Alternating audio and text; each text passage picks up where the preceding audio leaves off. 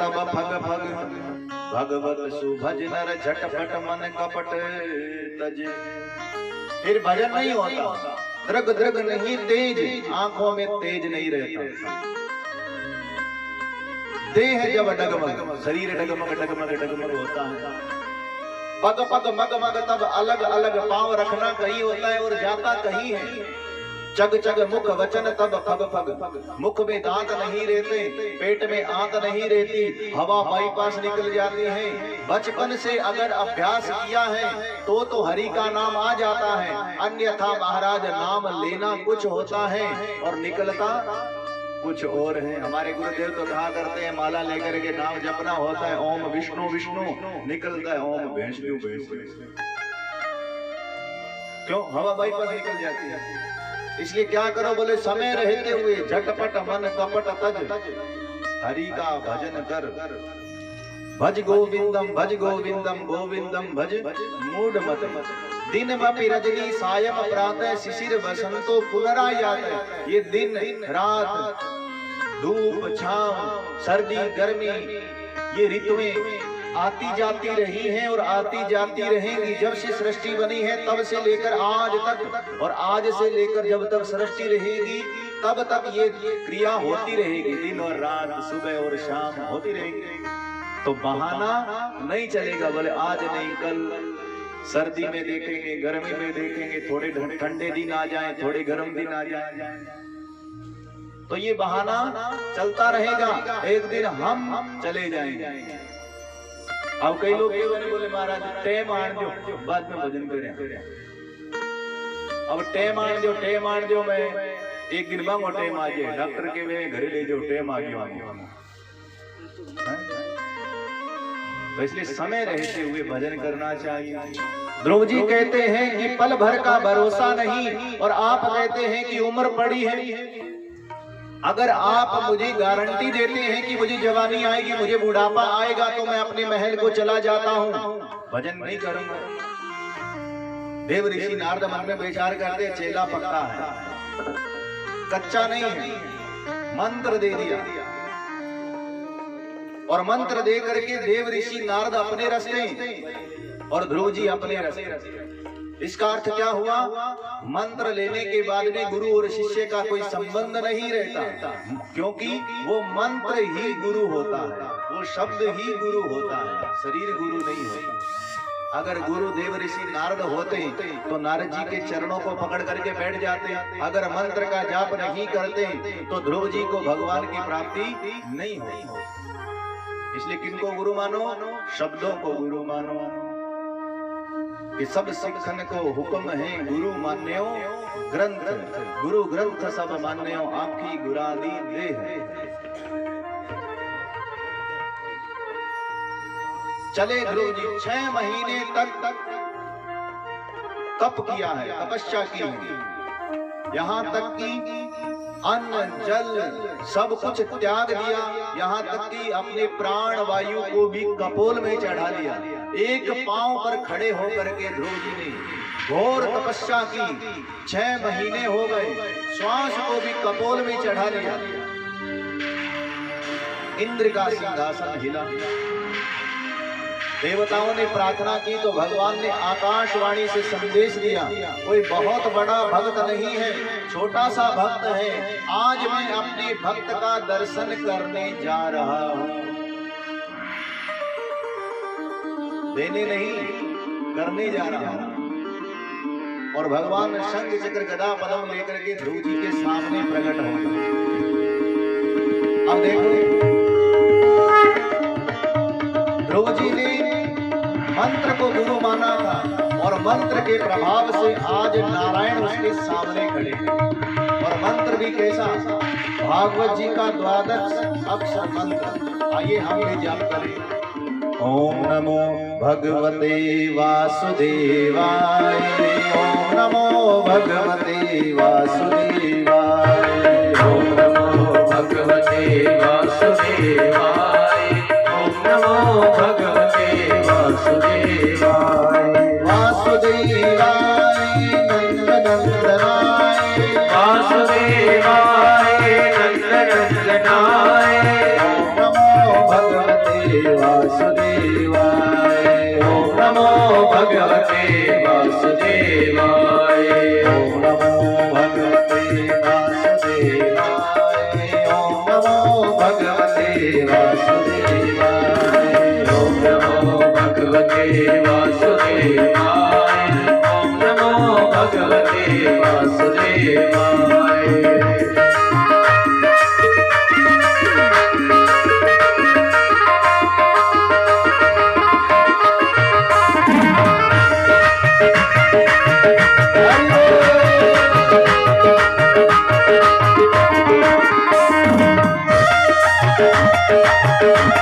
ओम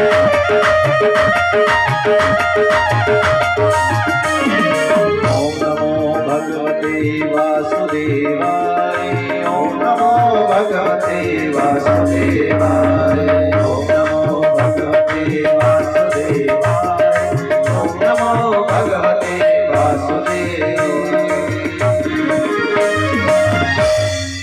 बोली भक्त और भगवान की जय। मंत्र को गुरु माना तो आज साक्षात नारायण शंख चक्र गदा पद्म लेकर के ध्रुव जी के सामने खड़े हैं। ध्रुव जी ने आंखें नहीं खोली, मंत्र चल रहा है, ओम नमो भगवते वासुदेवाय। ओम नमो भगवते वासुदेवाय। ध्रुव जी ने आंखें क्यों नहीं खोली?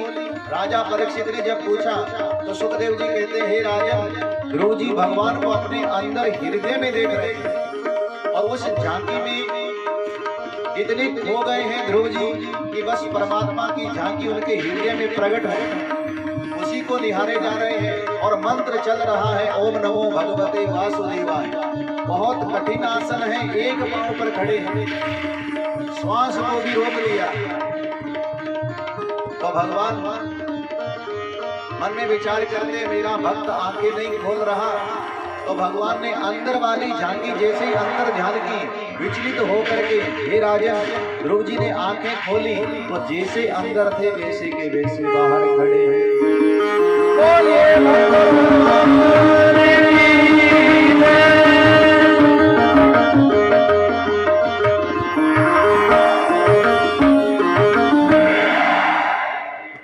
जैसे अंदर वैसे बाहर। हमें भी पहले अंदर देखना है, अंदर तो हम देखते नहीं, बाहर ढूंढते हैं, तो बाहर परमात्मा हमें मिलने वाले नहीं हैं। जब अंदर प्रकट होंगे तो बाहर मिलेंगे। अंदर तो काम, क्रोध, मोह, लोभ, अहंकार भरा पड़ा है। ये हृदय परमात्मा का घर है और इसको हमने कचरा घर बना दिया। अक्सर मैं कहा करता हूँ, जैसे माताएं बहनें रोज घर में झाड़ू पोछा करती हैं, कभी भी छुट्टी नहीं करती। संडे को सरकारी छुट्टी होती है। माता, आपने कभी संडे को छुट्टी की? बताओ कि आज संडे है, हम झाड़ू पोछा नहीं करेंगे। संडे को तो बाजार भी बंद रहता है। क्या आपने कभी किया? बोलो माताओं, छुट्टी की? दीपावली को, बड़े दिनों की छुट्टियां आती हैं बच्चों को, तो आप भी बड़े दिनों में क्या झाड़ू नहीं निकालते? छुट्टी कर दिया करो 2-4 दिन। लो, कहने पर भी नहीं करती। क्यों नहीं करती? कारण क्या है? ये जानती हैं कि अगर हम 2-4 दिन 5 दिन घर में झाड़ू पोछा नहीं करें तो घर घर नहीं कचरा घर बन जाएगा। और कचरे घर के अंदर इंसान नहीं रहते। पशु तो रहते हैं लेकिन इंसान कचरे घर में नहीं रहते।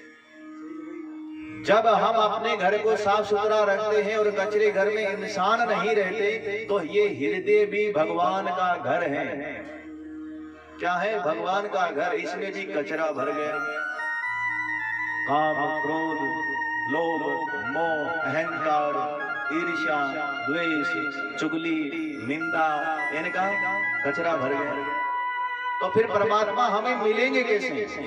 जब तक अपना हृदय निर्मल नहीं होगा, पावन नहीं होगा, पवित्र नहीं होगा, तब तक भगवान इसमें आएंगे नहीं। और जिस दिन हृदय में प्रकट हो गए उस दिन बाहर भी हमें मिलेंगे, हर जगह मिलेंगे, जैसे ध्रुव जी को मिलेंगे। मांगो ध्रुव, क्या मांगना चाहते हो? अब ध्रुव क्या मांगे? कुछ मांगना भी नहीं आता, कुछ बोलना भी नहीं आता। जिह्वा चाहती है भगवान की स्तुति का गायन करूं, लेकिन ओम नमो भगवते वासुदेवाय इतना ही आता है।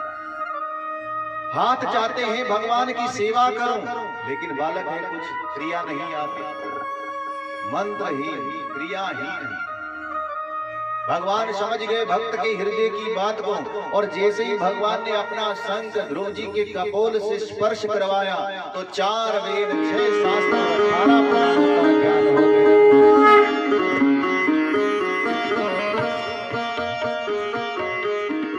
और वो तुलसीदास जी ने भी रामकथा में वर्णन किया है, जा पर कृपा राम की होई, तापर कृपा करई सब कोई, तापर कृपा राम की होई, तापर कृपा करई सब कोई।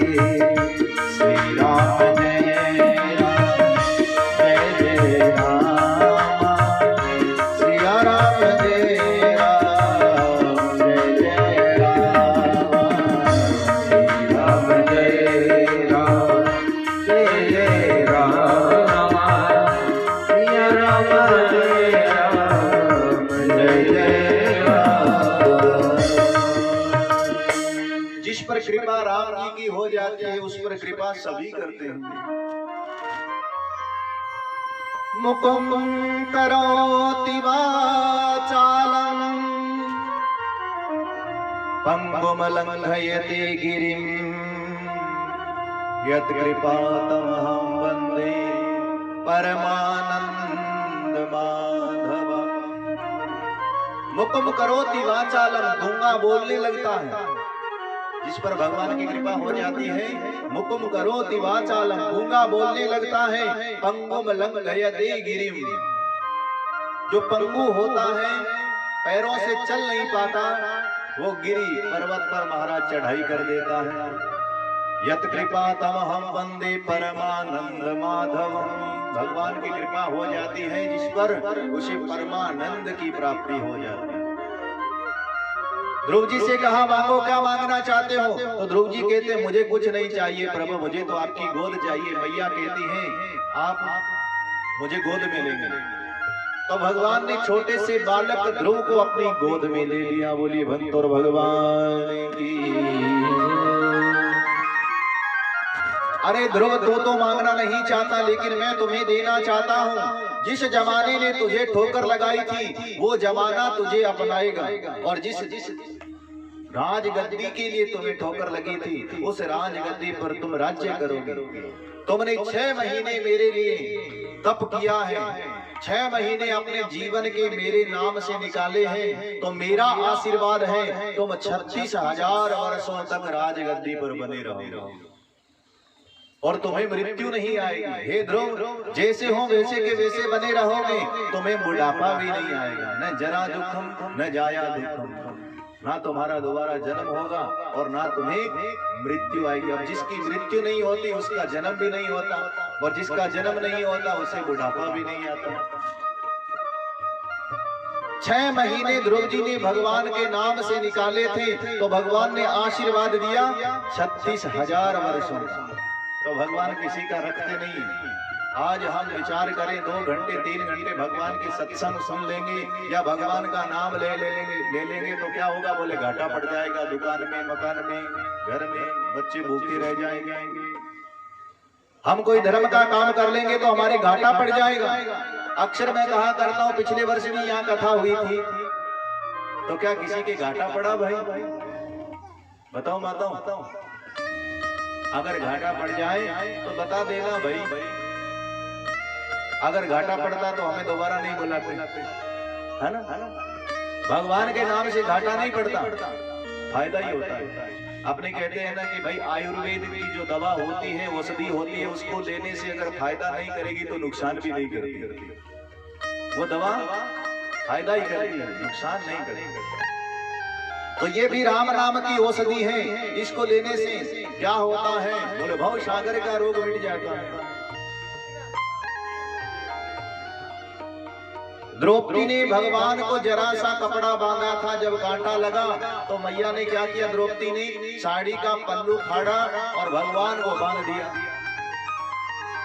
तो भगवान ने उसी समय संकल्प कर लिया, देवी जितना तुमने कपड़ा बांधा है, इस कपड़े के अंदर जितने धागे हैं उतने ही अनंत गुणा मैं तुम्हें साड़ियां प्रदान करूंगा। और जब समय आया तो भगवान ने प्रदान कर दी। ध्रुव जी जब अपने महल को लौटे तो जिस सुरुचि ने ठोकर लगाई थी वो सुरुचि गले लगाती है और क्षमा मांगती हैं। तो ध्रुव जी क्या कहते हैं? मैया, अगर आपने ठोकर लगाई न होती तो ठाकुर की याद आई ना हो। जमाना जब तक ठोकर नहीं लगाता तब तक हम भगवान को याद नहीं करते। क्या करते हैं?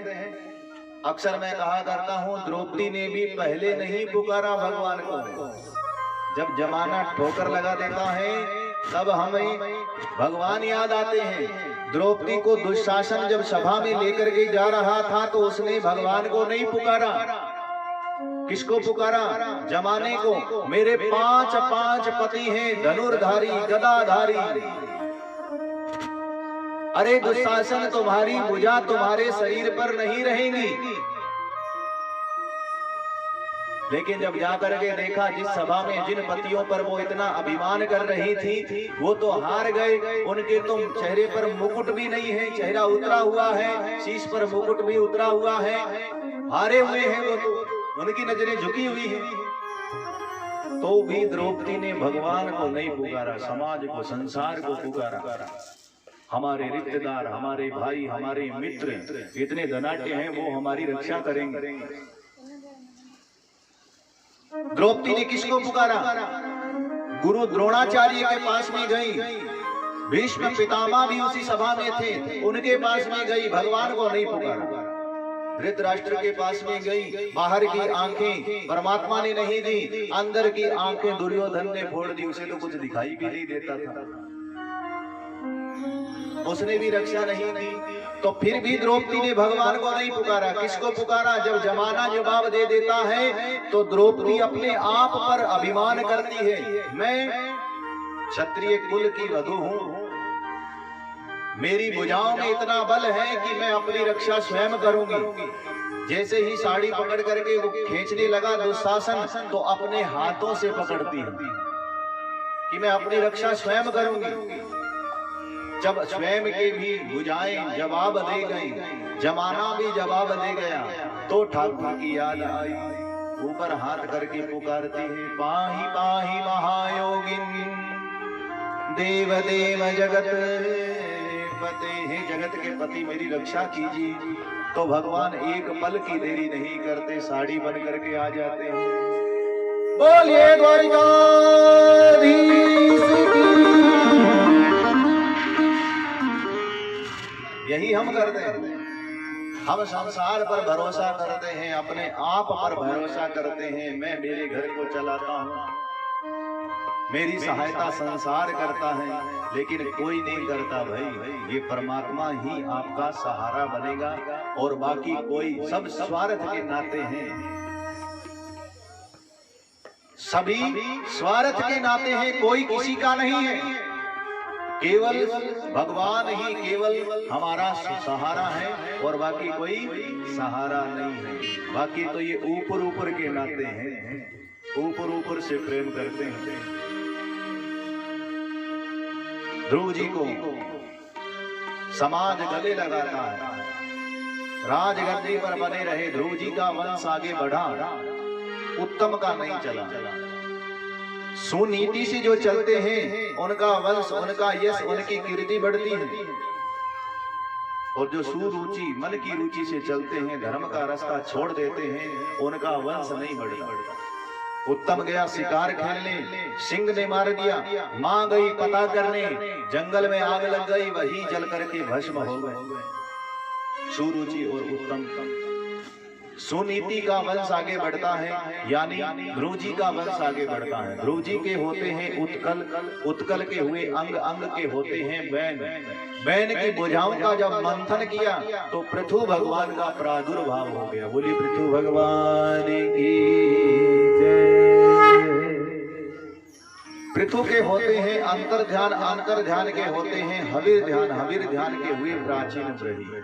इस प्रकार ध्रुव जी का वंश बढ़ता है। जो धर्म पर चलता है उनका यश, उनकी कीर्ति, उनका वंश बढ़ता है, और जो अधर्म से चलते हैं उनका वंश समाप्त हो जाता है। अभिमान से 3 गए कुल गौरव और वंश, ना मानो तो देख लो रावण कौरव कंस।